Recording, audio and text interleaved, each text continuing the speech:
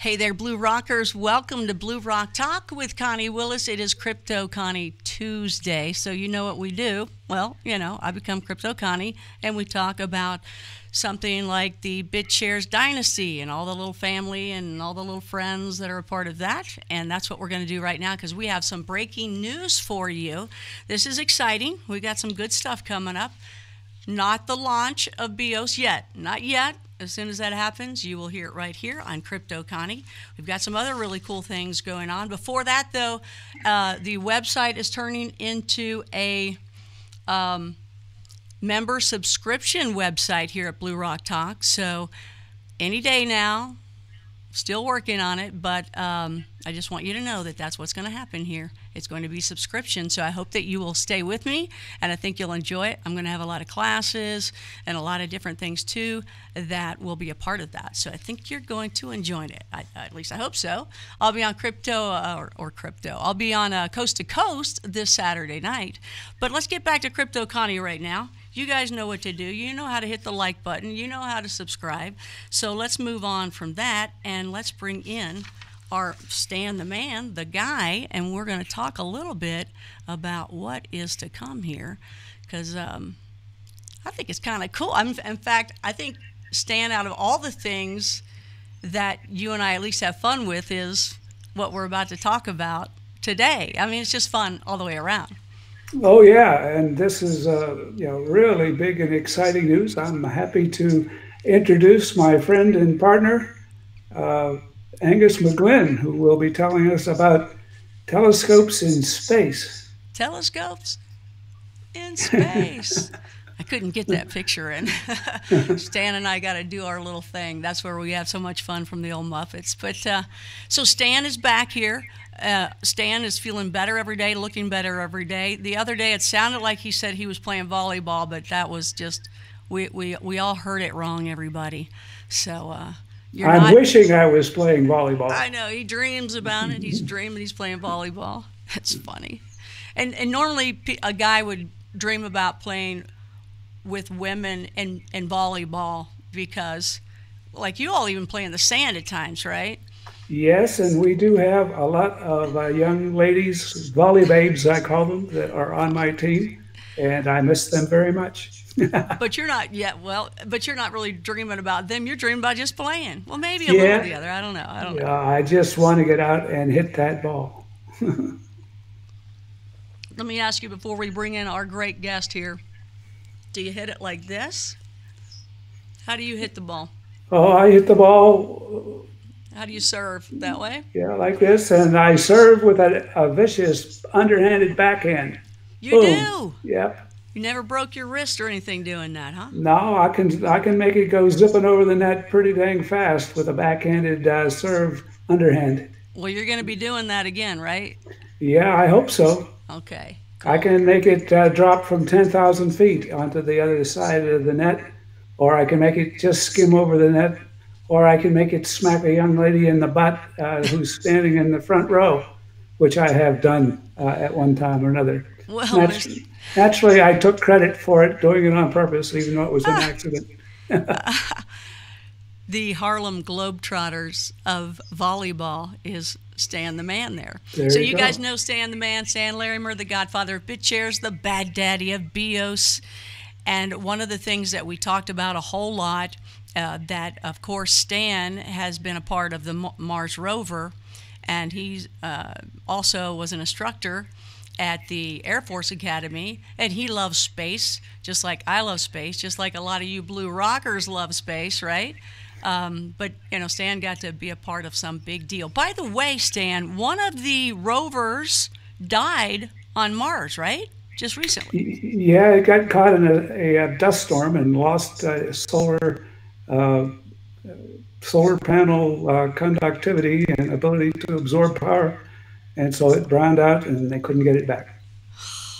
But it lasted like 18 months, and it was only supposed to last like 30 days or something. So they got a lot of mileage out of it before it finally gave up. Energizer Bunny. Which one did you work on? Well, I worked on a Mars rover sample and return concept definition study for figuring out what were the navigation and mobility techniques needed for a Mars rover. So it predated the actual advent of a Mars rover program and produced some of the concepts. I actually won 3 little, I think it was $300 awards for concepts that we produced in that thing. So, but I didn't actually work on one that went to Mars. I worked on a precursor concept definition. Oh, okay. All right. Well, I think all of that's exciting. And now you're going to be a part of something really, really cool. So let's hear about what this is, and we'll hear about what your part is, and we'll also hear what this guy that we're bringing on's part is.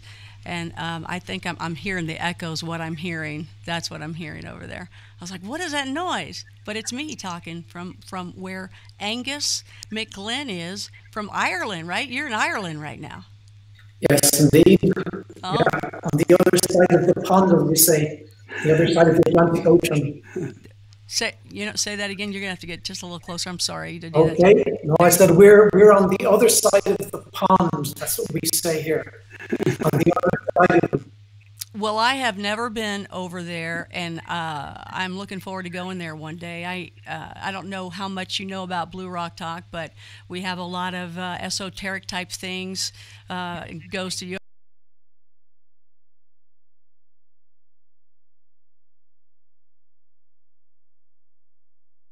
Or gremlin, or weird little thing that you all call it something different than we do. I mean, a leprechaun. Well, you do have the leprechauns too, and that's for real, right? Yeah. I know. And little, what is it? Like the little yarn, those lawn things.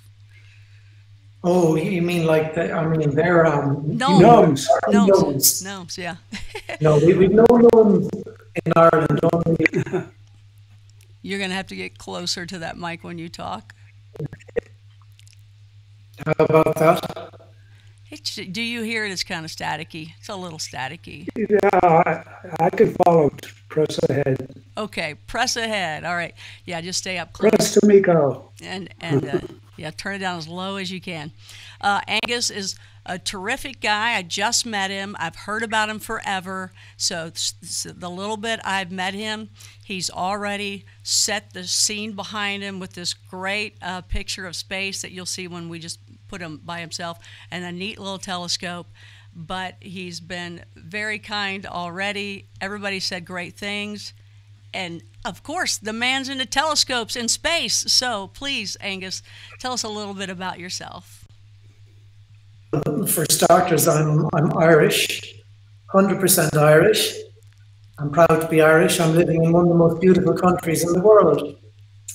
I've had the pleasure of meeting Stan, and I had been exploring this business, and it evolved over the last number of years. And I have to say, with the help of Stan, So what we're doing actually is quite straightforward. We're putting telescopes into space, 500 kilometers, 500 miles, 800 kilometers in orbit above Earth. We're putting two into a polar orbit, into an equatorial orbit. We're making the telescopes available to anyone that wants to use them, unlike the Hubble telescope, where it's, telescopes in space today are oversubscribed by 6 to 1. And if you wanted to use the Hubble telescope today, you would have to submit your proposal as to why you deserve time on it above somebody else. So as I said, we're making this time on, people can buy time on these telescopes. They're for professional research astronomers, amateur astronomers, educators, that could be teachers, the man on the street. We are going to, it is a serious piece of kit we're putting in space. We are selling time on it. It will have some advanced features, each telescope will. But we also intend to make a certain amount of time free to people that cannot afford it. That's something we have to work out. Just for example, a teacher in Nigeria with kids or the middle of India that would like to see space. We somehow create a method of giving some of the time available for free. That's what we're doing in a nutshell. I love that. So just to be clear, just because a little bit of noise was coming from you, so you're going to have how many telescopes up there? We're going to put up to 4. We're going to start with 1 telescope, then launch a second, third, and fourth. And people can rent out the time? Yes. Or sponsor the time, or whatever you want to call that. And then, but you're also, for people that can't afford it, you're going to be able to take care of them along the way once you figure out what you're going to do. But are you kind of directed more towards schools and education, that kind of thing, or anything goes? It's anything goes. The first telescope we put up is going to be aimed more towards we call it educators and amateur astronomers. And remember that amateur astronomers have made some incredible discoveries, in the last number of years. We use the first one as sort of a demonstrator or a proof of concept in what it is we're doing. And during that time, we're going to work hand in hand with the research astronomy community and develop a raft of additional features on our second telescope so that it's bigger. It could be bigger, for example. It may have, various equipment on it for detecting light wavelength, such as a spectroscope. But all in all, the idea is to make space exploration open to everybody, not an elite group. So, research astronomers are well versed with space and what to look for, and they have an advanced raft of features available to them. But somebody like the man on the street will be able to access this through an app on his telephone, on his mobile, cell phone. Wow, come on. That's too cool. Yeah. How does BEOS fit into this, or a blockchain? Or do you have your own cryptocurrency? No, there's no. BEOS, for a start, as you know, BEOS is going to have nodes in space. Okay, so our telescope will actually have nodes on it as part of the BEOS blockchain. So that's one way that BEOS is getting into space, is by hitching a ride on Angus's scopes. And, that will give us access. Of course, I imagine that people will pay for their scope time using cryptocurrencies as well. Is that not true? Yes, but they'll have an option to pay with cryptocurrency or just regular fiat money. So is this kind of like when you go to a city and maybe there's a view that away and they have those like little things you can look at? You put a quarter in and you can look at them, look through it. Is that kind of something like you can put in a little bit and rent 5 minutes even as a normal individual? Yes, correct. Yeah, it's just a more advanced version of that. That's so cool. It's in space. Well, one Now, day somebody's going to up your booty and they're going to put it like on Saturn or Mars or, somewhere else, right? But right now, you've got it. I think that's awesome. That's incredible, Angus. So what is your background? How did you get into telescopes and space? What's Okay, that? well, I'm qualified as an industrial designer, a product designer. And I've spent the last 29 years working with a raft of different companies and technologies. Two of my most recent clients are involved in one in the space sector. It's the National Space Centre in Cork. They have a very large satellite dish, which is used for receiving radio signals, the type that you would use to see if there's perhaps aliens trying to contact us. But basically, we're working on that project still, trying to. They've a 32 meter, which is approximately 100 foot diameter dish, and we're working on reinstating that. So my background is I'm an industrial designer, a product designer, with a very avid interest in space. And you are a blue rocker if you're talking about aliens. You are in the know, so you are official. Make sure you subscribe, okay? That's excellent. Good. You're already one of us. You get it. Now, we ought to talk a little bit more about the immense nature of his scope. Now, if I remember correctly, it's a 25 inch. Is that right? Yeah, our first one will be 25 inches. We're going to explore the option of doing 30 inches. As well, and that's 5 inches doesn't sound like a lot. It's an awful lot. It's an amazing amount, because if you think about the average amateur astronomer may own a little 8-inch reflector. I mean, that'd be a really nice little scope to have.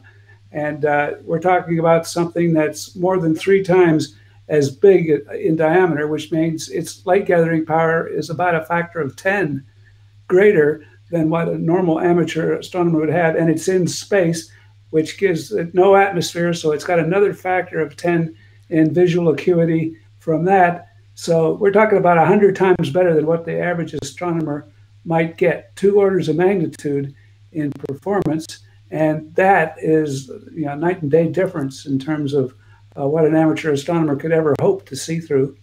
It's not as big as the Hubble Space Telescope, but it can look at anything in our solar system very well. And I guess it just pivots around whichever way you want to point it, right? Yes, correct. You can point it anywhere you wish. For amateurs or the man on the street, we'll say, you can select from a sort of a pre-selected menu of things you'd like to look at. For the more advanced researchers, they know exactly where to point it, down to the nth degree in space. And that is one of the things that I will be doing for this project. This is a chance where I actually get to do some real engineering to produce the software which will control the pointing of the telescope and scheduling as much activity per unit time as physically possible. And that would mean if there's somebody that wants to look at Saturn and somebody that wants to look at Jupiter, and the scope has to swing through 300 degrees in order to get through that, I'll take some other pictures along the way of the other things people want to see. So that becomes a really interesting project for me that I get to work on. And UFOs come here first. You got to be a true blue rocker. You got to send it here first. We'll show whatever that little thing is flying by. But you know what, Stan? You're never going to get any sleep, because if anybody is, if somebody's looking through it almost at all times, you'll be there. However, if they're not at all, you're going to be there going, this is so cool. You're going to this is, holy cow, that's a dream come true. Well, it really is. And I'm really excited about it. And, it's going to be interesting to see what the things people discover with it. I mean, I think it would be possible for them to discover all types of new asteroids and objects that are in the solar system too small to see and have not been looked for. And the Hubble, of course, is looking out at little 1-degree slices of the sky. in deep space, and so it doesn't spend much time looking in close. We'll be able to look at anything in the solar system. We'll discover all kinds of new objects, I'm predicting. And it's pretty much in real time, right? I mean, it just zap, zap, zap. What you point at, I'm seeing right away. Yep. No delay. Yes. Yeah, within reason, anything you capture in space has to be beamed back to Earth, and it's got to come back through a communications network on Earth, which is typically a whole array of satellite dishes. So basically, the more we have around the Earth, then the faster we download it. This is awesome. If you're just now tuning in, this is Blue Rock Talk with Connie Willis. It's Crypto Connie Tuesday. Breaking news, that's why it's happening this early. I know a few of you in the chat room are like, what? But it's breaking news. And the breaking news is telescopes in space. And we wanted to make sure that we got a hold of the guy putting this together, Angus McGlynn, who is with us right now. He's breaking up a little bit because he's calling us from Ireland. We wanted to make sure we got him while he was still awake, since it's on the other side of the pond, as we were talking about earlier. And telescopes in space, this is the real deal. While you're in the live chat, if you want to ask a question, go ahead and do it, please, in all caps. I'm not going to see it otherwise. Mark Babbitt's in the house. Hey there, Mark. You guys know Mark. Hello, Mark. Mark, I'm glad you saw that, Mark. He's a Blue Rocker. He got notified, and because I was going to tell him, hey, you got to tune in. So let's see. I just want to see if there's any questions in here right now. While you're doing that, I'd just like to add that a very important part of what we're doing is our CTO is an former astronaut called Bjarne Tryggvason. Bjarne was a space shuttle astronaut, born in Iceland, and was with the Canadian Space Agency. And we have to give credit to Bjarne for the work he's done and creating the initial design for this. And Bjarne is still active in putting things into space. Around the 17th of April, we have a rocket going up. It's the NG-11, the Northrop Grumman rocket. He has another experiment going up to the International Space Station. So again, he's a very important part of what it is we're doing. So when did the crypto come in line, or did you always think you were going to be a part of cryptocurrency as well? It was more blockchain than cryptocurrency.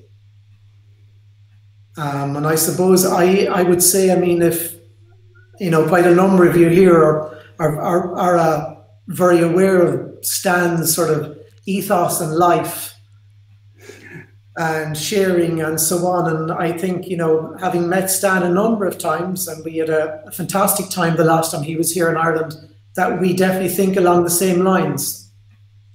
So I'm from the same mold, really, when it comes to all things blockchain.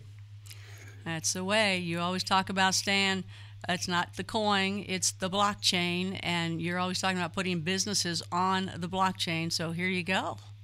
Yep, and if he's going to put something up there that's as big as a telescope, there's going to be a little space in there for processing power that we can use to run the BEOS network and allow people to put functions in international space that they will have the freedom to operate there unconstrained by earthly regulations.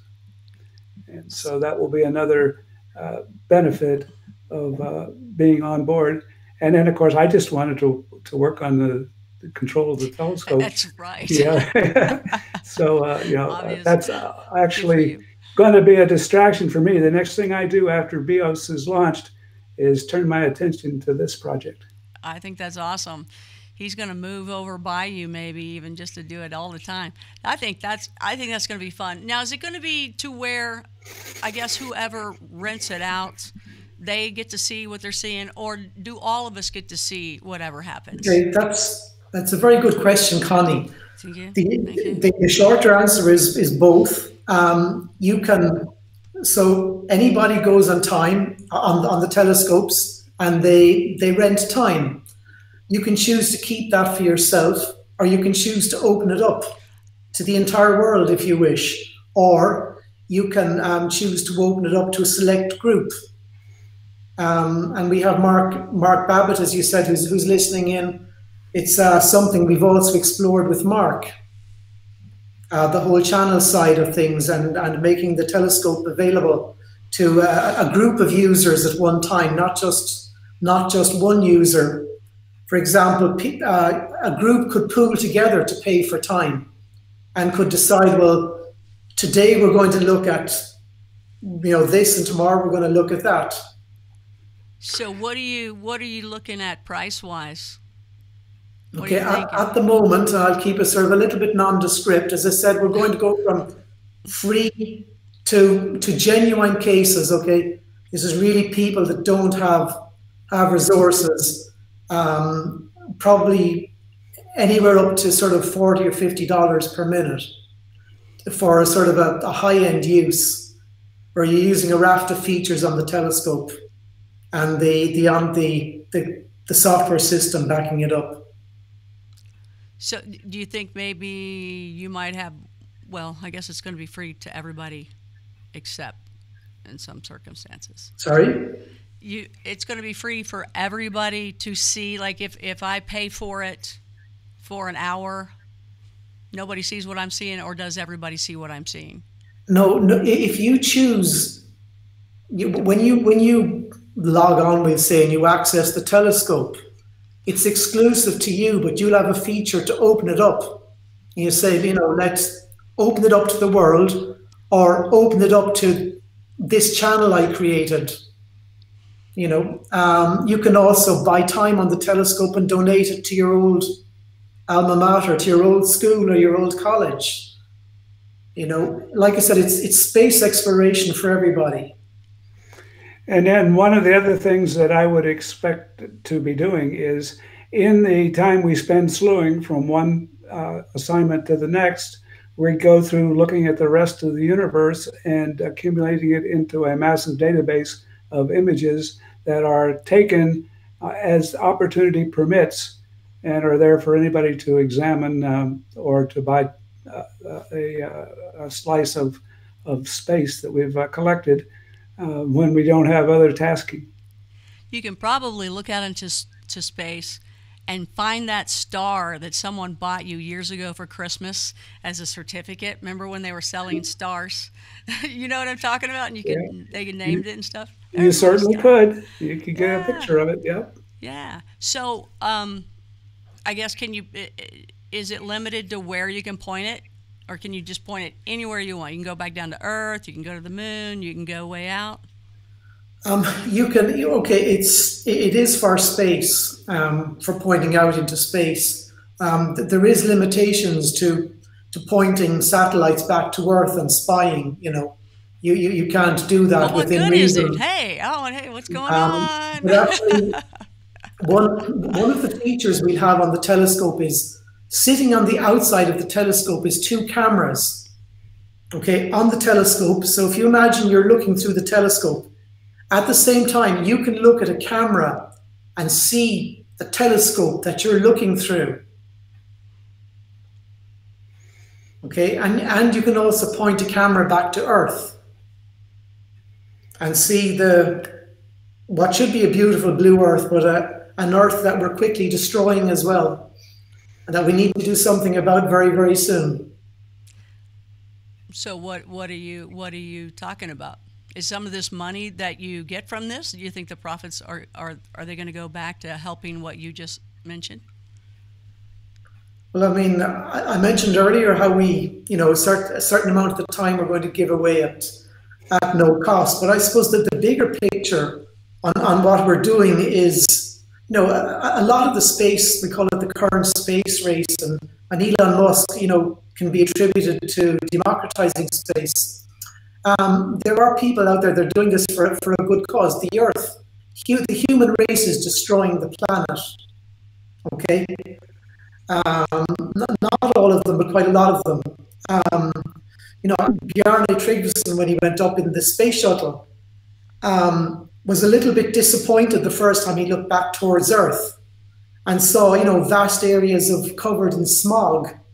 that were very visible from space, not the sort of these beautiful blue ball that we tend to use in our images, and nobody looks at the dirty images of Earth. So really, yes, we're part of the bigger psyche of seeing what we can do to better, but Earth, space exploration is contributing to improving life on Earth.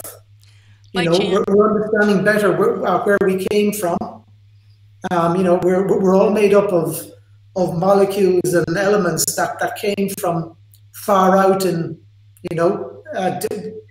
distant galaxies, and we're all the same thing. We all have the same elements inside. Well, I've got a heart of gold, but other people are pretty much the same. Yeah. Yeah, you check out that heart of gold. It has it says Quint on it. It's engraved Quint. Yeah. So, just going back to what you were saying, by chance, have you ever seen any of those pictures that he was talking about of seeing the smog? Because you're right, no one ever shows those pictures. So I'm just curious if you've ever seen any. Yes, I have. You see it over parts of China. I think it was parts of Indonesia. I think Sumatra possibly.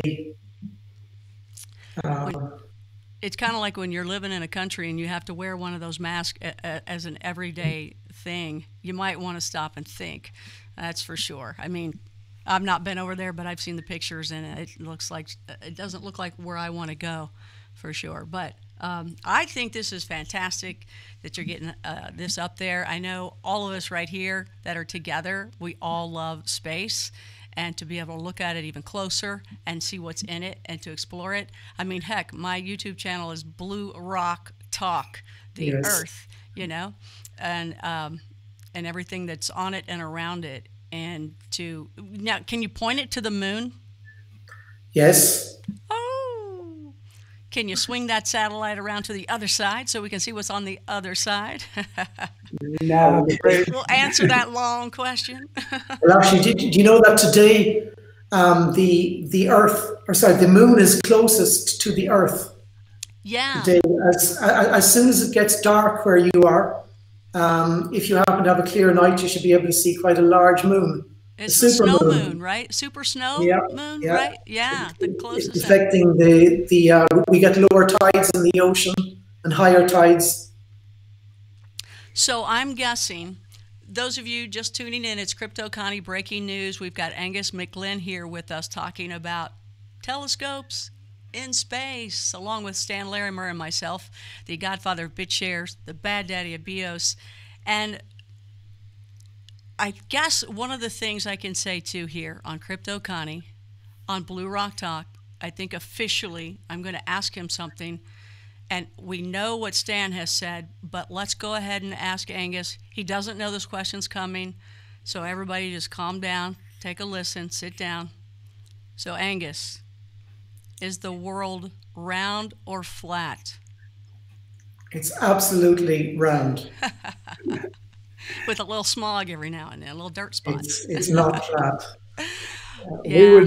We would not be able to put space telescopes in orbit around a flat Earth. So we know from exercising our disciplines as rocket scientists that the Earth is absolutely round. It's a big old ball. It's a big old rock. Well, what I like about it is that controversy of them, the flat earthers, but I love some of their theories. It's so fun to listen to, and it's even more fun to watch people argue about it, back and forth.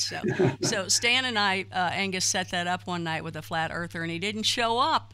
Stan was going to be, the other side, and he never showed up. So, anyway.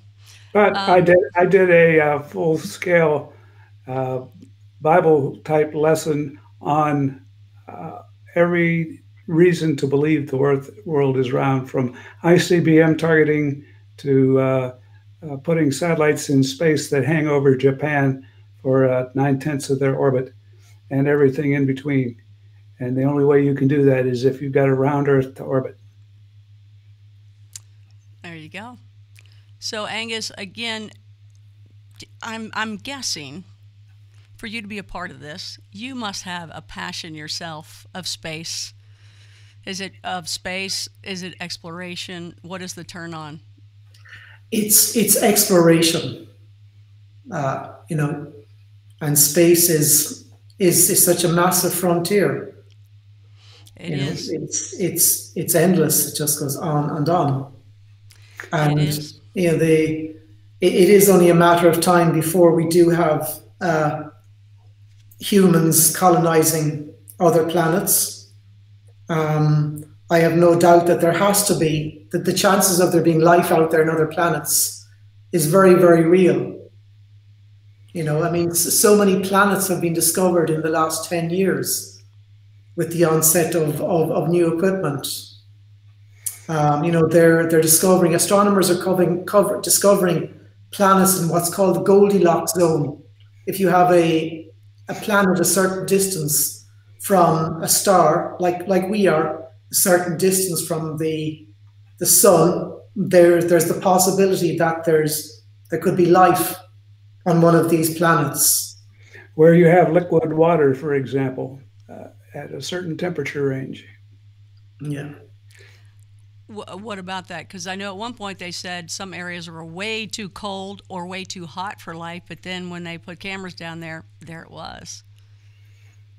Yeah, I missed that point or question. We were just talking about life being anywhere and everywhere, and it's not even just like what we know it to be. There's areas that, you know, there's places, like he was talking about liquid.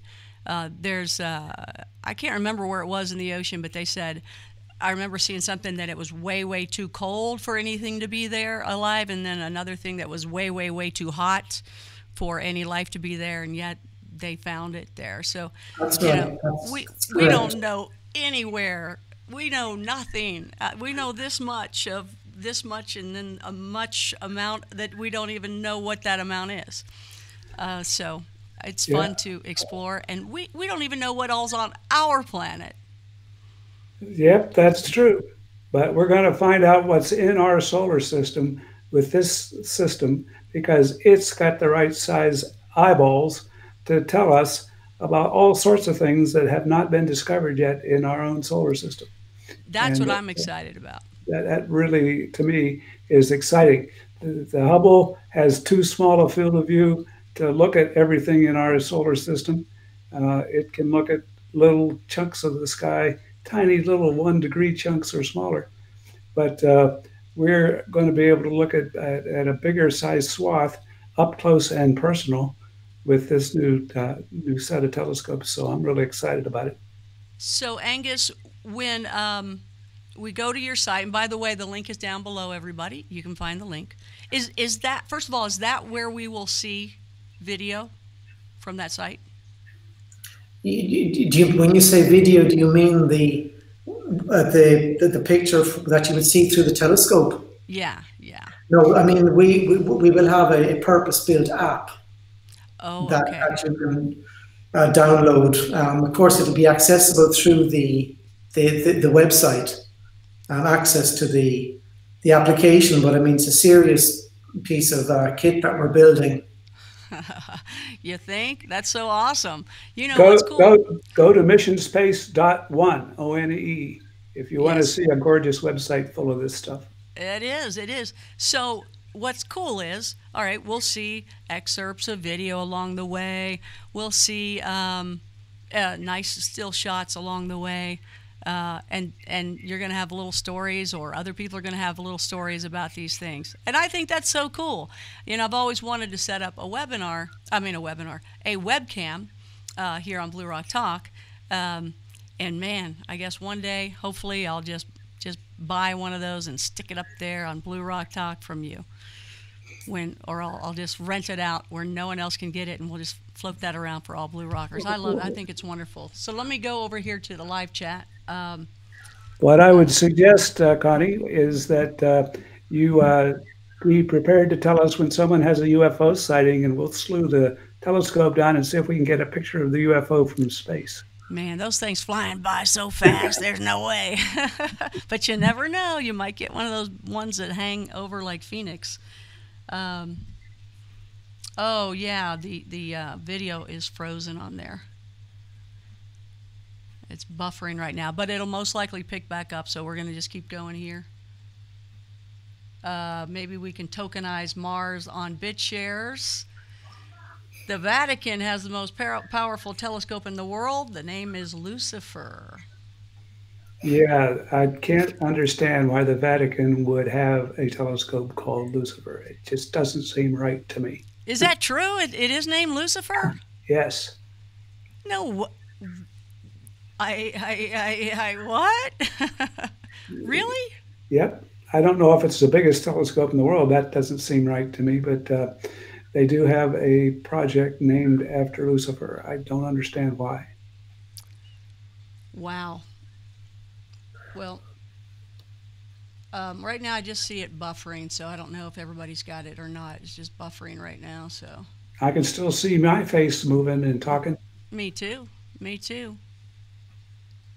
It's just I guess it's a bandwidth thing. So, I'm not sure what to do. They're still acting like they can. Can you guys hear us? Is that why you're answering still? Yeah, I can hear you. Yeah, just seeing if it's on YouTube.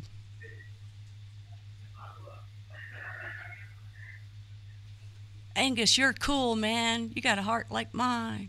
And Stan's, we're all the same. Yep. From another planet.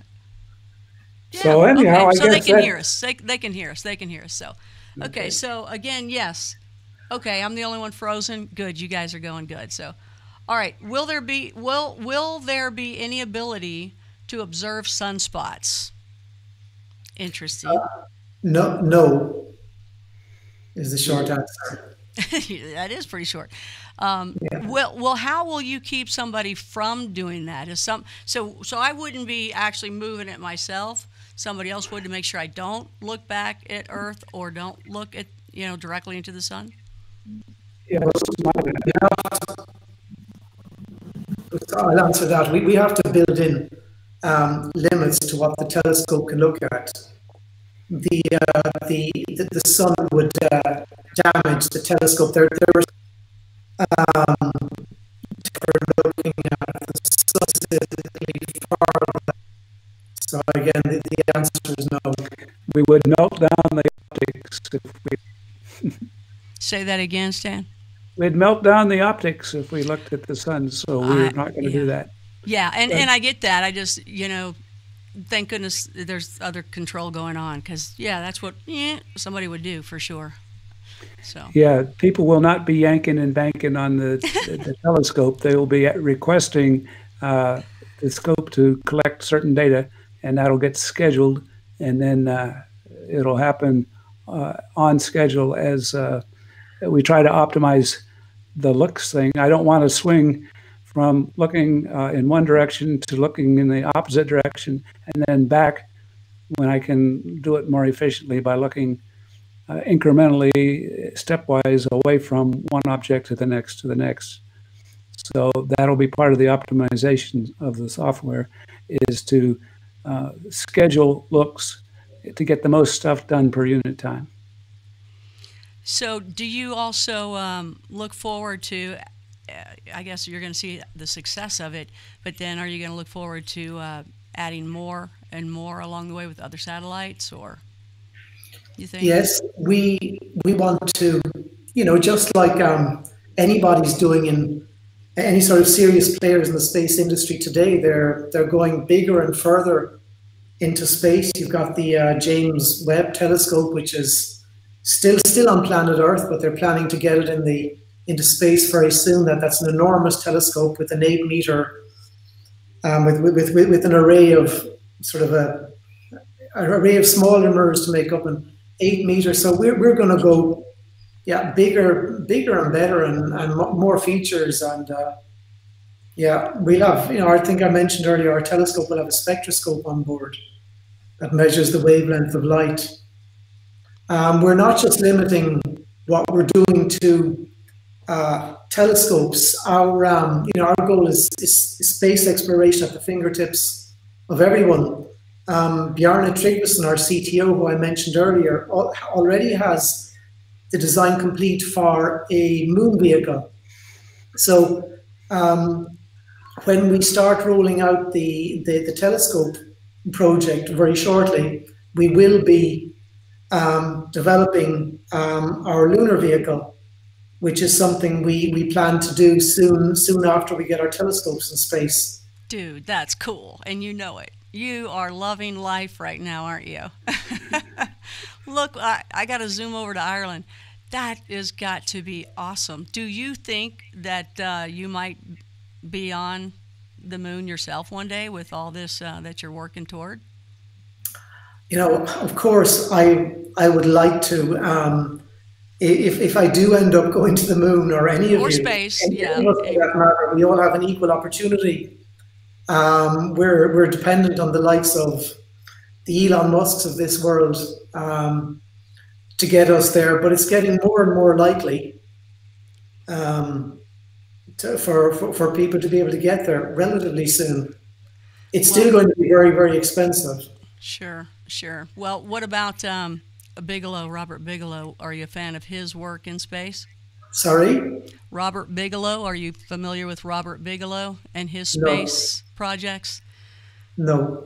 Look up Bigelow. Let me know what you think at one point. A billionaire from the hotel business, I believe, and a believer in UFOs, aliens, things like that. And he has he's got gigantic project going on. And I don't want to mention anything in detail because I've heard different things along the way, some inside source and some not, so I got to be kind of cool about it across the board. But amazing stuff, and there you are in the midst of it, and now we get to meet you here on Blue Rock Talk and Crypto Connie, so thanks for being a part of our breaking news. Is there anything else you want to say about this? Well, I'd like to thank you, first of all, for giving me some airtime on this. Oh, absolutely. And, this is it's our first sort of public announcement on the project. Well, thanks for letting it be an exclusive here. Breaking news. There is one thing I would like to share with you. The space industry in Ireland is in its infancy. At the moment, we're based at the University of Limerick, which is in the Midwest of Ireland. This is where our base is. We're right beside the Irish National Technology Park, and we're in discussions with the Irish government. It's an Irish government agency called the Irish Development Authority, and we're hoping that we'll be able to build. I'll try and put this in. I'm not sure if you can see this. To build. Hold on here. Let me get you a close up there. There you go. Yeah. This would be our mission control center with on a 4.5 acre site with other buildings for the manufacturing of space or components used in space and other vehicles. So yeah, that's really all I have to add. There are a couple questions in here. Let me just go to them real quick, if you don't mind. Is that okay? You got a little time? So, sure, go shoot for it. Okay, just so hard when it's going up and down. Apparently, I'm buffering and now Stan's buffering, but you're alive. It's hard doing it across. Can when you explore out there, can you fix Wi-Fi's and all that kind of stuff for us, please? We won't even care at one point, will we? We won't even care. Let's see here. Okay, Mark says, I hope to see you soon the first week of March in Ireland. Yeah, I look forward to it, Mark. He's a nice guy, laid back, cool dude, a true blue rocker. How will the rotation be done? What is the estimated lifetime? Okay, well, I'll answer the second question last. We're quite confident that it will last for 10 years. There's no reason why it can't continue for 15 years or even longer, and we're using the same sort of method of rotation as the Hubble does. And is this satellite totally with you guys, or are you hitching a ride off with someone else too? Sorry, say that again? Is the satellite that's where the telescopes are, are you hitching a ride on other people's projects as well, or is it just all about the telescopes? No, this is a purpose-built telescope from the ground up. Okay. Okay. So it's literally a telescope. Just you can't really see the image behind me with the way the shot is framed, but it's a telescope that is launched in the top of a rocket, and it's ejected into space. You can just see the bottom corner of it. If I was to try and adjust my screen without making a mess of things. Yeah, go for it. Oh, there we go. So you can see that it has it's solar panels on around the outside. Again, I'm not sure how the viewer's pictures is, but you can see a sort of a little part of it sticking out on the bottom. That's one of the cameras. That's gorgeous. Yeah. Man, that is so good looking. Yeah. Oh my gosh. I love that. Maybe you can send me a picture of that. That would be awesome to show. Well, thank you very much for that.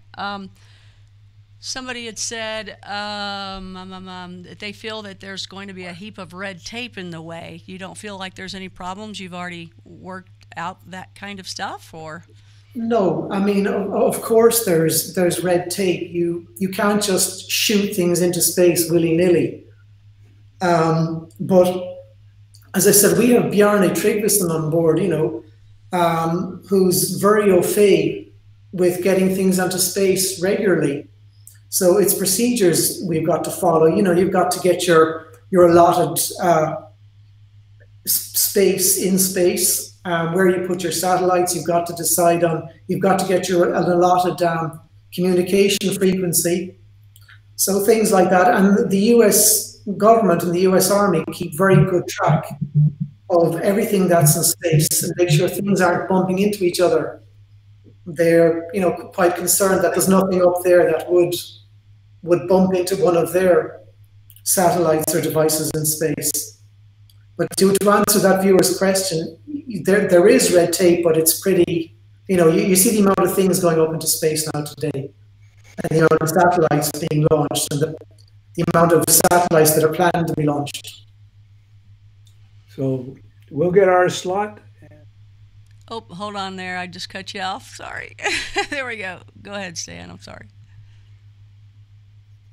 There you go. I just cut you off. I just added a punctuation mark to what Angus was saying. That's all. Okay. Sorry. I was trying to unfreeze myself. I'm still frozen in there. So, will people, if you pay for your time and your session, will you get to keep all rights to the video or the still shots? 100%, yes, absolutely. Huh? You could probably, and then you can go from there with that. Holy cow! Right, all by yourself. This is space exploration that's open to everyone. We don't want to limit it. Oh, I'm sorry, I did that by accident. Sorry, hold on. Sorry, I was just trying to fix it. There we go. Something in space, that image, that video is theirs. They can decide to do what they want with it, share it, sell it. I think that's cool. That's awesome. Yeah. Okay, we got that. So they get the rights. Native, okay, American, the one thing. So the one thing nobody ever talks about is how harsh space is supposed to be. These satellites don't need maintenance. Again, it's a very good point. There's a huge variation in temperature. The side of if we just talk about one element of maintenance, and so I lead to that question, it can be 200 degrees Celsius on one side of the telescope, minus 200 on the other, on the side facing away from the sun.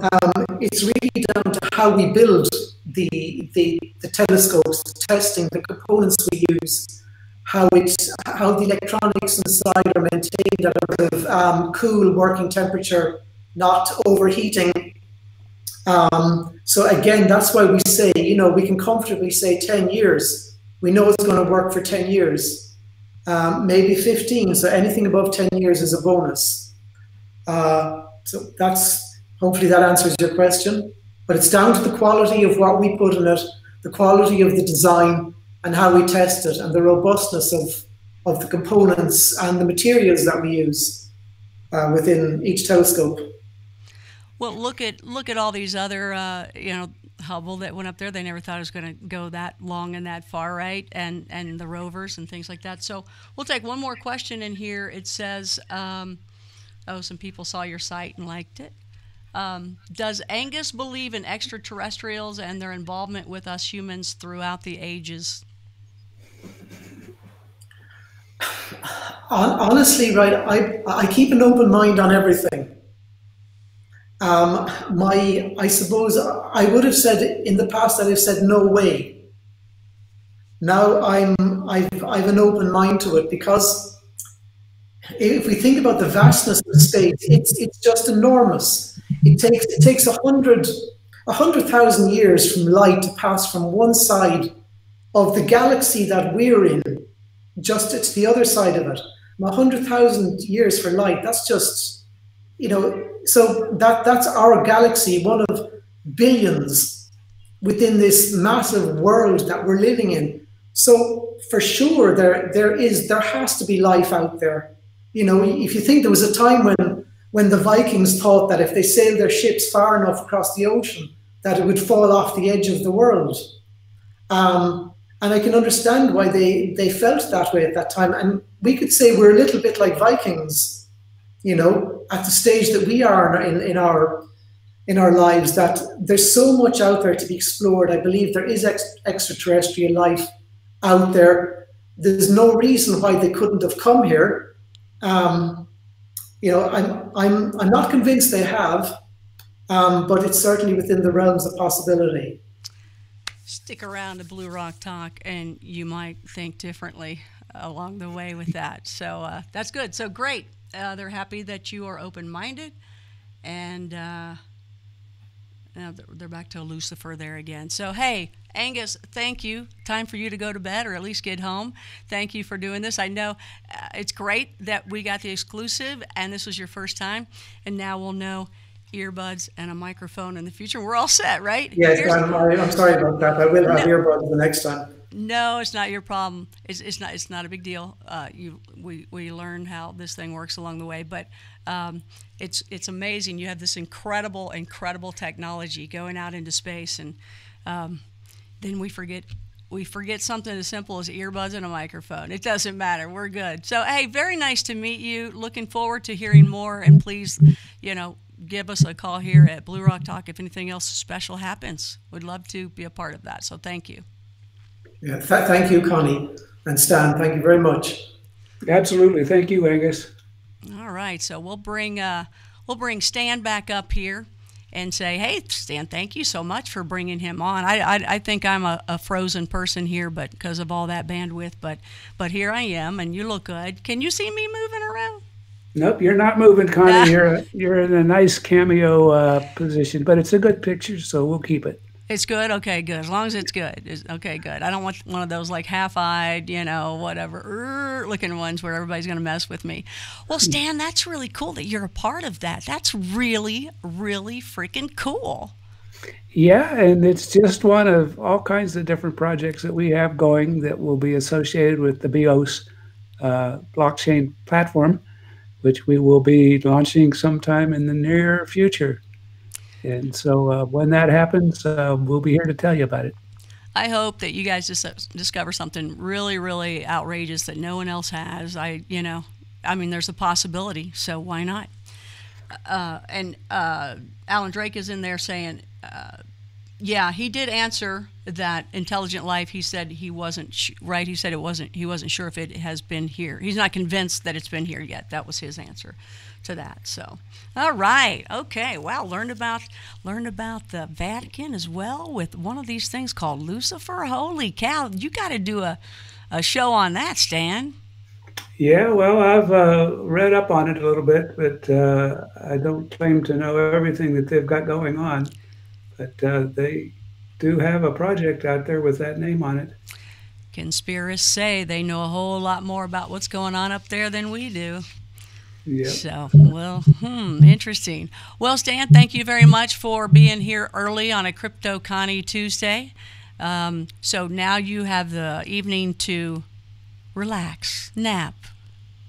Yes. Enjoy yourself. That's wonderful. So thank you for getting it out of the way early today. Absolutely. So let me ask you one thing. Since you are not, there's no football. Are you into basketball now? What do you watch now? What do you do in the day? What are you watching? Movies? Hulu? No, I pretty much try to keep up with what's going on our vast empire of projects. All right. That's all I do, except when my wife holds me off to eat dinner or something. Nothing wrong with that. And I may watch a little Fox News along the way, too. All right. There you go. Well, give me a blue rocker sign, because you're not going to be able to see me. I'm going to be frozen here a little bit. But Stan, thank you very much for pulling that together.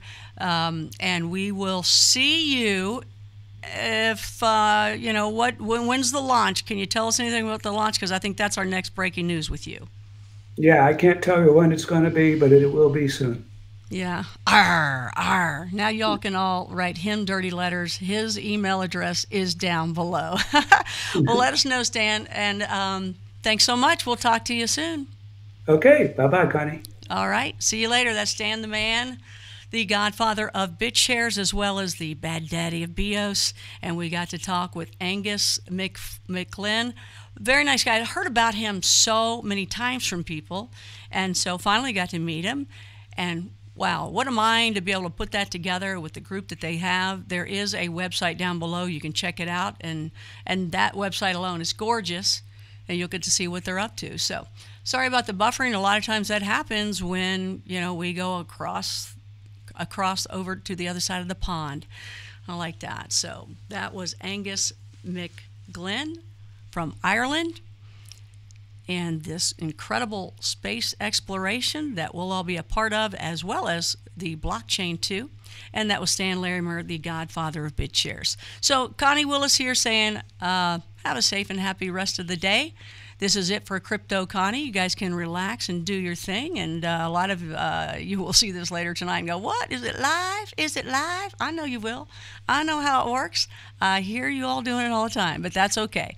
Hey, coming up soon, Blue Rock Talk here is going to be going over to the .com, and it will be a subscription membership site. So we're working on that right now to pull that together. It's going to be a lot of fun. I'm going to have a lot of really neat, cool things, so I hope you'll join me over there. Some classes and webinars and other really interesting things.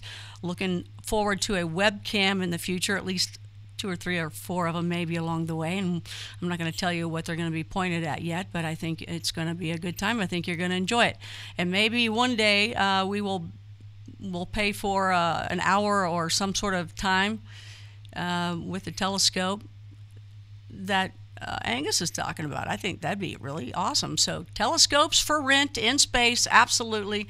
You guys take care. Have a safe and happy rest of the day. I'll be on Coast to Coast Saturday night. And hey, if you guys want to keep Blue Rock Talk alive, there's some merch. It's not really just about keeping it alive. It's about looking cool with Blue Rocker hoodies, shirts, and a neat mug. And there you go for links to keep it alive. Membership site coming up here soon. Once again, yes, telescopes in space. So you guys, I'll talk to you soon. Again, thank you for being a part of it. And tomorrow night's Wellness Wednesday, I think we might be doing a Wellness Wednesday. So I hope that we see you out there. Take care until then.